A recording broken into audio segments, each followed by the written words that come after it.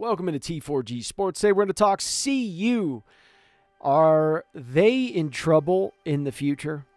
And I'm curious to hear what you guys have to say about this because I know this is not going to be a favorite video, but then again, I got to tell you how I feel about this. I think Shedeur Sanders is saving Deion Sanders' ass. I really do, because it was so apparent in the spring game. And I know there's going to be guys, you can't judge a spring game, bro. No, you can't judge the playbook, but you can judge the players. If you don't judge the players, that's stupid. It's just dumb.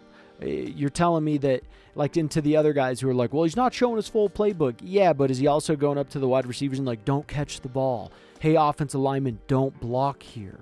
Hey, throw a crappy pass to a wide open guy and make it incomplete. Like, no, he's not saying that. Of course, you have to judge a spring game, but you have to judge it with a grain of salt, right? And so judging that spring game, it was abysmal. The only good sign that I saw in reality, like truly glaring good sign, was Shedeur Sanders. The bad sign is that he was still getting pressured even in a spring game. Not great. That is not great. And I think Shedeur Sanders is saving his ass right now because here's the thing. He's leaving after this year to go to the draft. And those backup quarterbacks were the worst. They were horrible. Absolutely terrible for CU. So it tells me that his recipe is that he is going to have to hit the transfer portal for his next starting quarterback. That has no control. You have no control in that recipe whatsoever. That is you just sitting there saying, we hope to God one of the best guys is in there. We hope to God he comes with us, right? And on top of it, if you're a really good quarterback and you see Shedeur Sanders getting sacked like crazy, is that going to make you want to go there? No. So that recipe of just relying on the transfer portal, it'll come back to haunt you at some point in time. It really will, because you don't have runners up who are learning the system, who are understanding this, and then when you plug them in, it's plug and play. They're not doing that. You're going to have to bring one in. He's going to have to learn your system and do it all right away, and that is a recipe that I think is scary. I would not want to be in that situation as a coach and have to feel like, man, every year I got to hope to God a good transfer quarterback is going to come out, and then he's going to choose us, and we're not going to have to pay over market value for him, okay, in our NIL package. So because other teams can match you very, very, very quickly. They can match you. And also for CU, the pipeline sucks. Colorado's pipeline is shit. And the really good guys, if there is a really good guy coming out of Colorado, he's getting cherry-picked by the big boys. They just swoop in. They'll just swoop in and steal them. It's hard. It is a cutthroat game. It is very, very tough.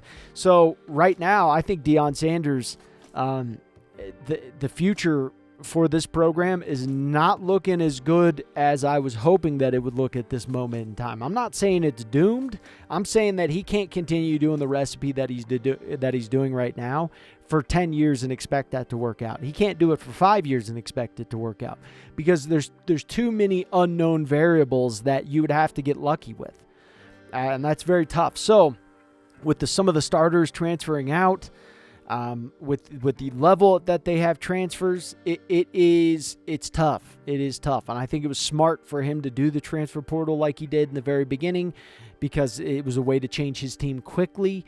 But even then, you won, 4 games? Okay, not bad. It's your first season, second year now. This is the last year of your star quarterback. That's the scary part because who's going to replace him? I don't know. And I sure in the hell don't think it's going to be one of those backup guys because they are just not up to speed to be able to do that as of yet. You're going to have to coach the shit out of them.